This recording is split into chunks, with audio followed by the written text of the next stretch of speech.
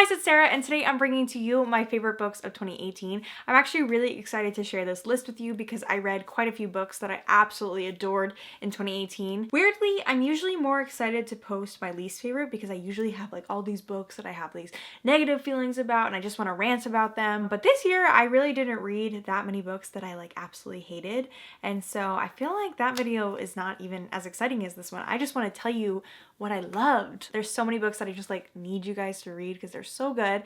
So let's just get into that list. The first book on this list is Black Iris by Elliot Wake. This is a new adult about this girl named Laini, and I would categorize it as a thriller. I don't know if everyone else would. The reason I would call it a thriller is because it has a lot of like suspense elements. It's not like a murder mystery or anything, but our main character Laini was wronged by someone in high school, and so when she goes into her freshman year of college, she wants to seek revenge on that person, and we don't find out who that person is until much later in the book. She is telling the story in first person, and she basically lets all the readers know that she's not a good person and that you shouldn't root for her, and that she basically admits to you that she's an unreliable narrator. And what I loved about this book is that it's so dark and fucked up and gritty and raw, but real. Laini is what I would categorize as bisexual. She doesn't really label herself in the book. She's actually kind of confused about her sexuality, but she likes both women and men. She meets these two other characters, Blythe and Armin, and they become a sort of like trio. She kind of likes both of them, and there's like this weird, dark, like sexual tension, like three-way situation happening between them. I definitely don't recommend this if you don't like to read sex scenes and you don't like to read things that are super dark, because there's a lot of substance abuse in this book, and then also there's like the topic of suicide and like self-harm. But I just loved Laini as a main character. She's so interesting. She really is an unreliable narrator, and she just keeps reminding you how bad she is, and she really is bad. Like, she does some bad people and fucks up some bad people, and it's just really good. It's like, kind of has like a vigilante vibe of like, I'm gonna make my own vengeance happen without the law. I would highly recommend it. It's so dark and twisted and just, I loved it. The next book on my list is also very dark and fucked up, and that is Pretty Girls by Karin. This is an adult thriller that is about these two sisters that are estranged. 20 years earlier, their older sister was abducted and they don't know what happened to her. She's presumed to be dead.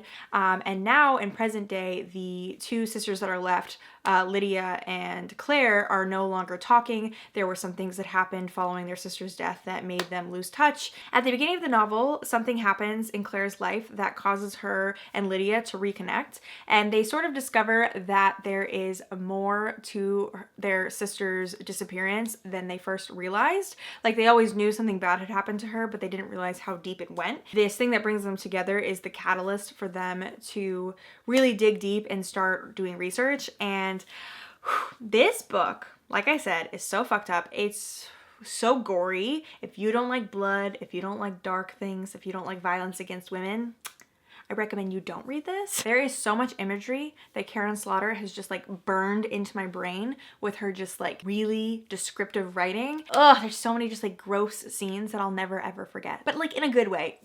Not in the sense that I want to remember like dead bodies and things like that, but in the sense that like her writing really left an imprint on me, and I just want to read like all of the thrillers that she's written. I will admit that I read a different book by her. I didn't mention it in my least favorite books, but I read, I forget what it's called. I think it's called Pieces of Her. It's her most recent thriller, and it just, it wasn't good. It didn't make my most hated books just because it still was like bearable to read, but definitely wasn't good. But beyond that, I want to read all of Karin Slaughter's other books. It's just, if you like dark, twisty things, then please read this, and if you don't, please stay away. The third book on my list is Lord of Shadows by Cassandra Clare. This is the second book in the Dark Artifices series, and this series centers on these two characters, Julian and Emma, who are parabatai, which is basically like a special bond between warriors. They're not supposed to fall in love, but they do, and there's consequences to that. There's always a wide cast of characters in Cassandra Clare's books, and I definitely would say the ones in the Dark Artifices are my absolute favorite that she's written. I just love them so much. Ty Blackthorne is literally my child. Like, I love him so much. He is this autistic character that is just amazing and adorable, and I love him. This book was just such a good second book. I feel like a lot of books suffer from like second book syndrome, but this one was my absolute favorite in the series. I actually did read Queen of Air and Darkness already, the third book, and I did not like it as much as Lord of Shadows. Like, I just love all the characters. Like, I love Christina, I love Karin, I love Mark, I love everybody. It's just so good. If you haven't read any Cassandra Clare and you're like slightly interested, but it's a little overwhelming because there's like 10 books in this whole Shadowhunter Chronicles, I'd recommend that you read The Infernal Devices first, which is like the prequel series to everything. It takes place in like Victorian London. Just skip all of the Mortal Instruments because that's like 6 books that are just kind of mediocre at best. Like, I only liked a few of them, and there's just so many of them and they're so long. And then just go straight into the Dark Artifices. There's also some anthologies that you could also like pepper in if you really wanted to. Most Shadowhunter fans would not say that or agree with me. They'd probably think it's blasphemy for me to say this. Just feel like The Infernal Devices and The Dark Artifices are way stronger as series. It's just my personal opinion. That's how I feel. And that's the tea on that. But this was absolutely amazing. 5 stars. The ending literally made me want to die. It was it made me cry. It was so sad. I loved it. I have just felt so many feelings reading this trilogy. It's amazing. The next book on my list is Nevermoor, The Trials of Morrigan Crow by Jessica Townsend. This is one of the books that helped me discover how much I liked middle grade. I just feel like I always said, I don't like middle grade, I don't like middle grade, it's written really young. And then I met this book and she said, you're wrong. And I said, you're right. This book is about this girl named Morrigan who has really bad luck because she was born on this really bad day. And basically whenever bad things happen in her town, she gets blamed for them, and she has to like write people like apology letters and stuff because her dad's a politician and it doesn't really reflect very well on him. And so she's always been told as well that she's gonna die on this certain day because of where her birthday lands. She gets rescued by this guy named Jupiter, and he brings her to this place called Nevermoor. And he basically tells her, you can stay in Nevermoor if you compete in these trials. And so she embarks on this sort of challenge series that will make her qualify for the Wonder Society. What I loved about this book is that it's so like magical in the way that it makes me feel almost like the way Harry Potter made me feel, like the way she enters this magical world and she's never experienced anything like it, and you get to see that like through her eyes. Just reminds me a lot of like when Harry goes into the wizarding world. Just like, I love the way my heart feels while I'm reading this. There's just like nothing bad that I can say about this book. I'm just, if you don't think you like middle grade, but you're willing to try a book, please try this one. But it's just so fun. And there's like a talking cat and stuff. And I don't know why that would be a selling point, but it is to me. I don't know. It's just, it's so magical and fun, and just please read it. So the next book, or I probably should say books on my list, are the Veronica Speedwell books. I know I'm holding up all 3 books in the series, but I just couldn't choose between my children. I absolutely love this whole series, and I can't even decide which one is my favorite. Also, please don't remind me that these covers don't match. Basically what happened was when I went to buy them in hardcover, I didn't realize that they had switched to this design only on the second book, and so the first book is only in this design, which is really unfortunate, and makes me feel a little crazy. But I will say, if you do end up reading this series and you want to buy the books, I recommend buying them in paperback because all the paperbacks have this style, and obviously this style is like way cuter than the original. I'm gonna hold up this book while I talk about this series because this is the first book in the series. This centers on our titular character, Veronica Speedwell, obviously, because that makes sense because it's the Veronica Speedwell series. And in this first book, she has returned from her travels abroad to bury her aunt who passed away. She was adopted by this woman when she was young because she was an orphan. She comes back to pay her respects, and then she's going to set off back on her travels. Basically, she goes around the world studying butterflies because she's a lepidopterist, which basically just means she's a butterfly scientist. She's like about 25 and she's not married, so people kind of consider her a spinster, and she doesn't really believe in marriage because she believes that women should own themselves. And she's very much a feminist, despite the time that she's living in.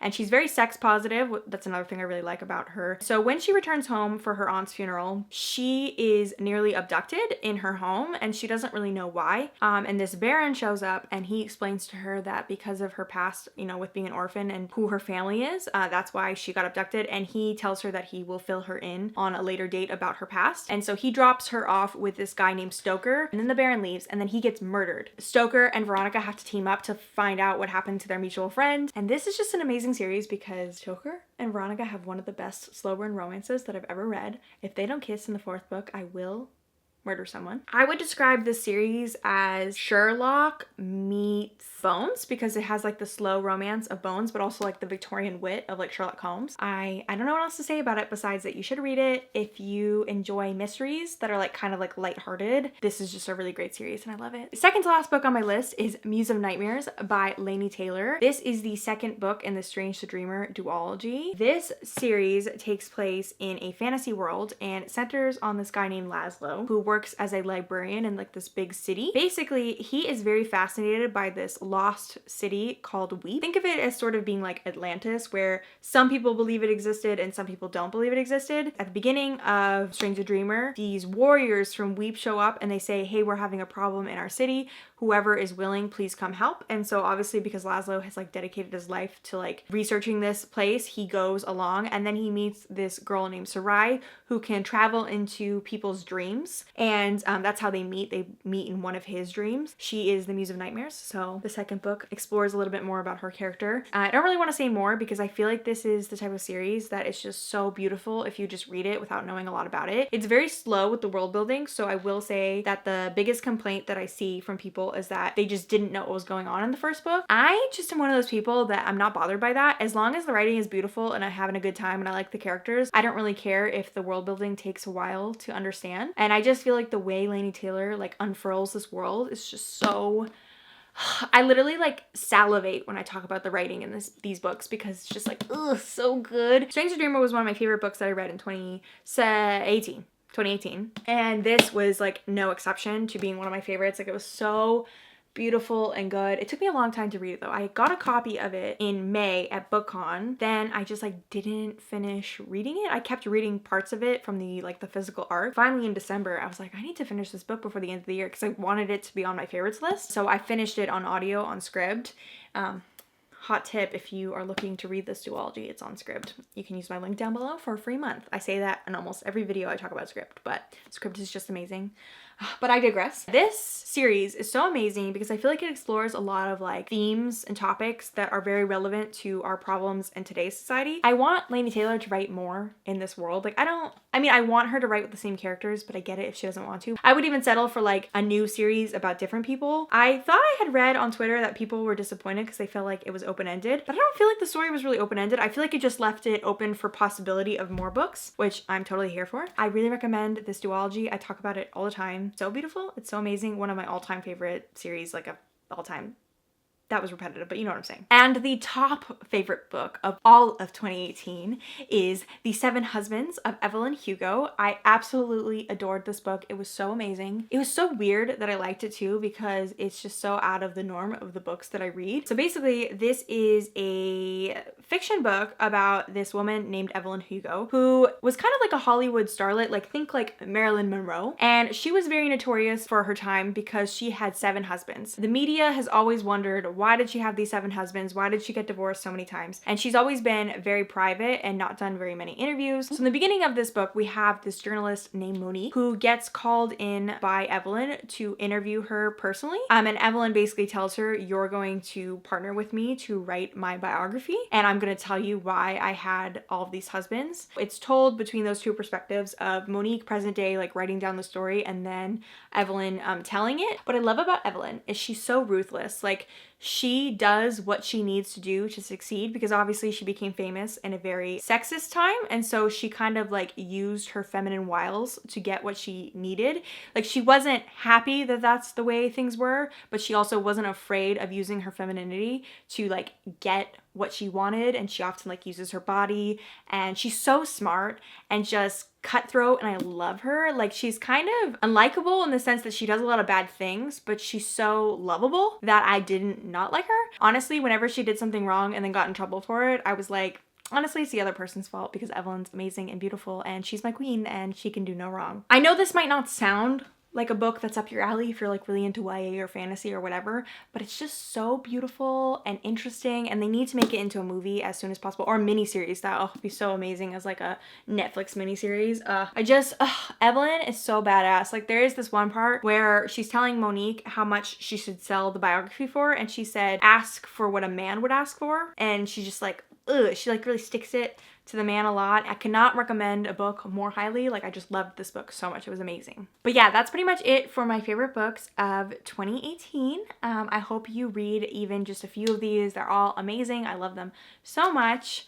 And yeah, let me know down below what your favorite books were that you read in 2018, and maybe I'll check them out this year. Thank you all so much for watching. You're all beautiful. Have a nice day. Time passes by, I feel so low. Searching for bases, covering up the hole.